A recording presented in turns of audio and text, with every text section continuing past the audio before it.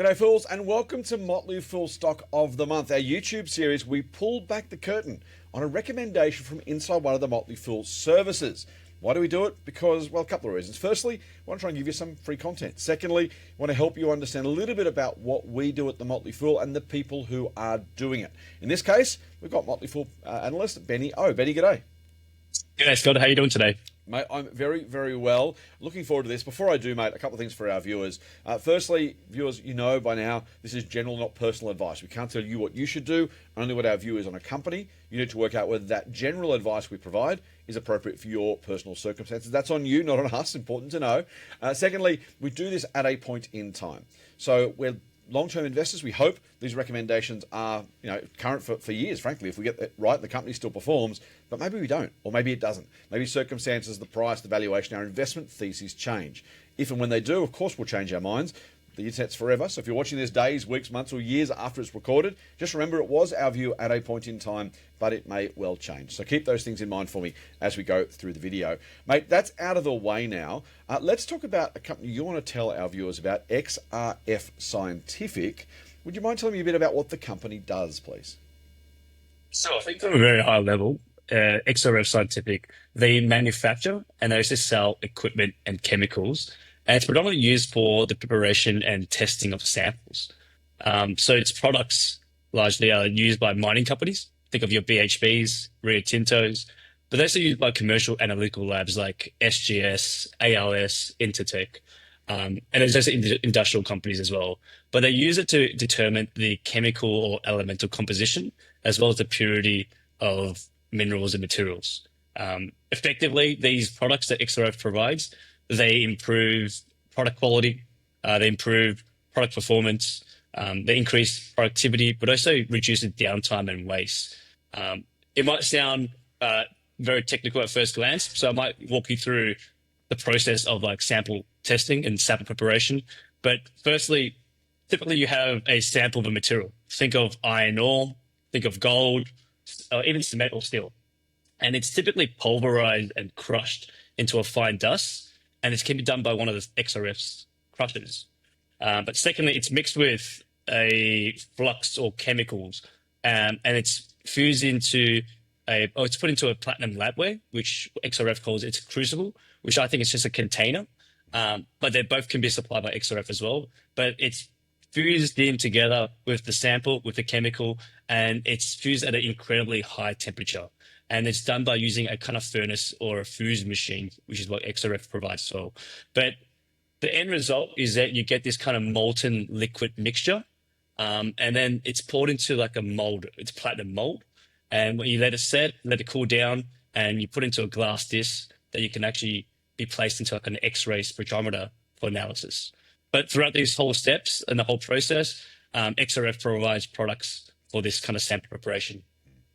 That's fascinating, mate. Super, super cool stuff being done. I'm glad there's really smart people working on this sort of thing. And as you say, XRF kind of does the cradle to grave, does the whole lot of it, which is obviously pretty attractive and hopefully does it particularly well. And that obviously means their customers are happy to come back and keep using them. So that's the business. And maybe some of that is actually part of the investment case as well. But as always, a business and an investment are different things. Yes, you have to have both together. A great business does not necessarily make a great investment, but in this case, you reckon it does. So let's go through why you think our viewers should consider buying shares in XRF Scientific. So firstly, I think what piqued my interest about XRF Scientific was that when you look under the hood and look into the business a bit more deeper, you kind of understand the business model. And what I really liked about the business model was it's got a really attractive, what they call a razor and blade business model. And so that's where they sell the machines and the equipment up front. These are typically lower margin, but they're higher value. And so management says it's still profitable. So that's a good sign. But these are the razors. And secondly, then it goes and sells these consumables like your fluxes and chemicals that I just mentioned before. And these are on a recurring order because the more times you test for samples, the more times you need these consumables. And so that kind of provides a steady stream of ongoing revenue, and it's at a higher margin as well. In fact, I think management has previously said that fluxes, they've got a 50% market share penetration globally, which is obviously a positive sign that their products are in strong demand. But in addition to that, they also provide a recycling service for the platinum labware that I mentioned before. They use platinum because it's got a high melting point. It's also chemical resistance, but they wear out over time. And so by providing that kind of recycling service, it's another recurring service for XRF. And that's by them recovering the value from those used products, but also capturing extra margin. The second reason I like XRF is probably around the management team. It's a long-tenured, long-standing management team, as well as the board. The CEO has been there for over 15 years. The board's been there for 12 to 20 years. So they've been there for quite some time. And there's a bit of stability within the executive level. But management, I think, are quite reserved. They don't showboat or have glamorous ASX announcements. They fly under the radar. I think they're very long-term focused and they're very good capital allocators. They're not the type of management team that bet the company risks. And they're very, very, very aligned. Insider ownership is around 20%. The CEO recently bought shares, and another director recently bought shares. But the last one I want to point to is that, yes, it is a smaller company, but it's got a track record of growth and profitability. And so over the past 5 years, they've had double-digit annualized growth for both revenue and profits. They maintain a strong balance sheet. They're in a net cash position and very minimal debt. But they also have high returns on invested capital and high returns on equity. But it also pays a modest dividend. It's trading around 21 times forward earnings. In my view, I don't think this valuation is too demanding. I think it's rightly justified, and that's given the quality of its earnings. It's got the recurring consumables revenue I mentioned before, but also it's got compelling growth prospects. It's not sitting on its laurels. It's kind of continuing to innovate, particularly in R&D. It's developing and launching new products, and it's kind of diversifying into new industries beyond mining. So think of manufacturing, where you got cement and glass I mentioned before, but also into food, plastics, and agriculture, which I think is quite exciting. That's a pretty good trifecta, mate. You make a very good case. However, at the Motley Fool, we always make sure our members know there are risks or potential things that could go wrong about an investment. Generally, in most of our services, we call it risks, and when we sell is the section we normally start to cover. So let's do that for our viewers, mate. For all the good things you said, what risks are potentially on the horizon or things that people should be thinking about before they make a purchase of XRF? I think when you look into this company, I think the first thing you might think is that it's in the mining space predominantly. I think 70% of what management said is in mining. And mining industry is a key driver of sales activity for XRF, but it is cyclical, particularly in exploration mining. And given that XRF's products are used to prepare and test these mining samples, when mining activity slows down, labs run fewer tests, and new equipment orders are potentially delayed. That being said, XRF still has tier one large mining companies like BHP, Rio Tinto, and they have steady ongoing production mines.